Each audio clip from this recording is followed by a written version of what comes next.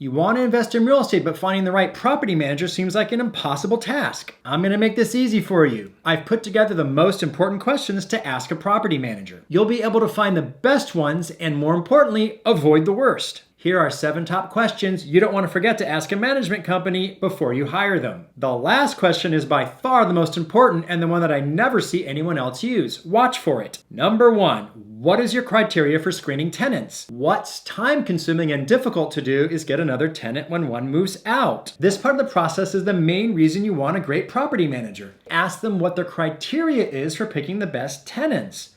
I'll give you an example of my criteria. I want them to have verified income of at least 3 times the monthly rent, minimum 6 months at their current job, credit score above 550, good rental references from a previous landlord or property manager, no smoking, no felonies, no bankruptcies, no evictions, no exceptions. I allow a small dog or cat with a $400 non-refundable pet deposit and $25 extra rent a month. Limit 1 pet. The property management company that you're talking to should have similar rules or criteria. For me, the most important things are verifying they make enough money and have no bankruptcies, no felonies, and no evictions. Write this criteria down so you can compare it to other companies and then move on to the next question. Number 2, explain the eviction process to me. The eviction process differs state by state and often city by city. So how long it takes, how much it costs, and how hard it's going to be can vary greatly. The cost of court and fees that need to be paid also vary in the same way. Some states are considered landlord friendly and some not.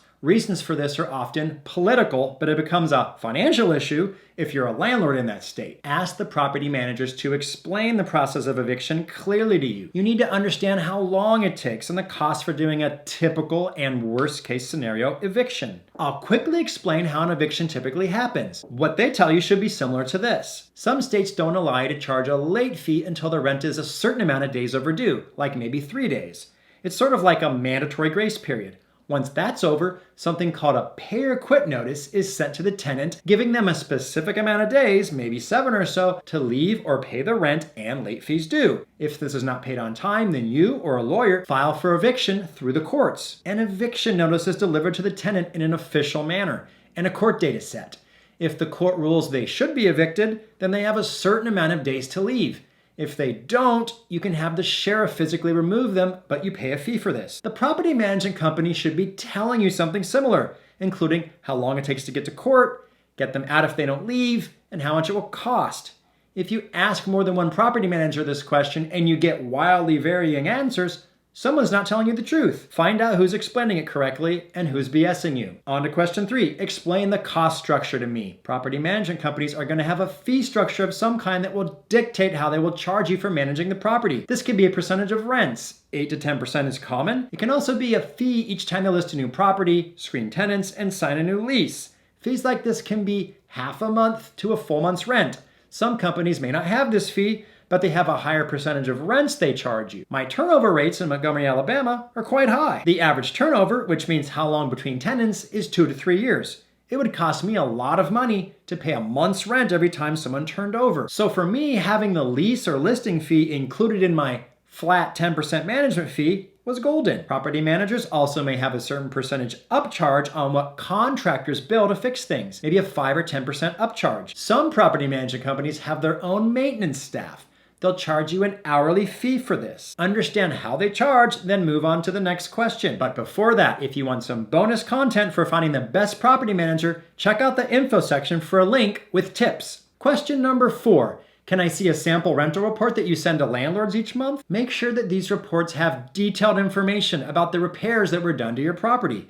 I like high transparency. If they routinely attach receipts when they use outside vendors, that helps a lot, showing you that they aren't hiding anything. Also, when you or a CPA does taxes, the reports need to be easy to break down rental income, repairs, and rehab by property. Using a property manager isn't totally hands-off.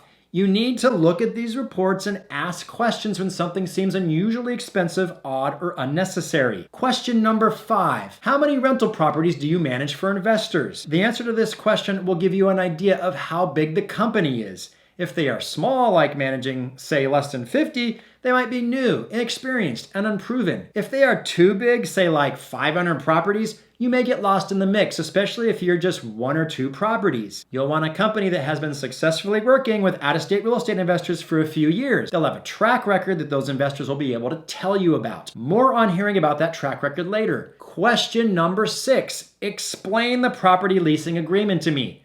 How do I cancel it if I'm unsatisfied with your service? When you hire a property management company, they make you sign a contract. It's sometimes called a property leasing agreement. You want to read this contract carefully. There's something specific I want you to watch for. Make sure they don't make it hard to fire them. What do I mean by this? The contract will tell you if there are fees, penalties, or time constraints if you decide you want to stop working with them. If you terminate the contract, you may need to pay a few more months of their management fee, maybe even the rest of the year, God forbid. If you feel they are performing badly and you want to stop using them, make sure you understand and they explain to you how much it will cost to walk away. You need to also understand what actions you need to take to legally cancel the contract. You may need to do something in writing or by registered mail. Have them explain this to you and look at the contract yourself. They may not tell you everything. Ask me how I know. If they won't let you out of the contract if you're unhappy with their services, they might not be the best choice. I've successfully negotiated to remove restrictions to cancel property management contracts. That was great in my case because I ended up firing that company. Back then I didn't know I should be asking all these important questions to vet them, so I didn't catch other red flags. Keep in mind, these days, property managers are in high demand, and some may adopt a take it or leave it attitude. In that case, they've given up on customer service, so leave it. Let me tell you a quick story about when I needed to fire a property manager. I had a townhouse in DC when I was living in Japan. I needed to fix the railing leading up to the front door. It was 3 steps up. Monica at the property management company said she would get me 3 quotes for the job. Quote number 1, $4,000. Quote number 2, $2,500. And quote number 3, $2,000. This seemed a little steep for railing repair. No pun intended. I independently called a handyman to go look at it. He called me back and he said he'd fix it for $60. He sent a photo of the completed work. It looked great, and I paid him. I emailed Monica to say I was terminating the management agreement. Word to the wise, if you ask the questions I've given you here today, you will avoid needing to fire your property manager. Here's the last question, and the most important one. Question number 7. Will you let me speak to some of your investors and tenants about their experiences working with you? It's time to ask for references. Tell them that you would like permission to talk to other investors to use their management services. Ideally, you can talk to at least 3.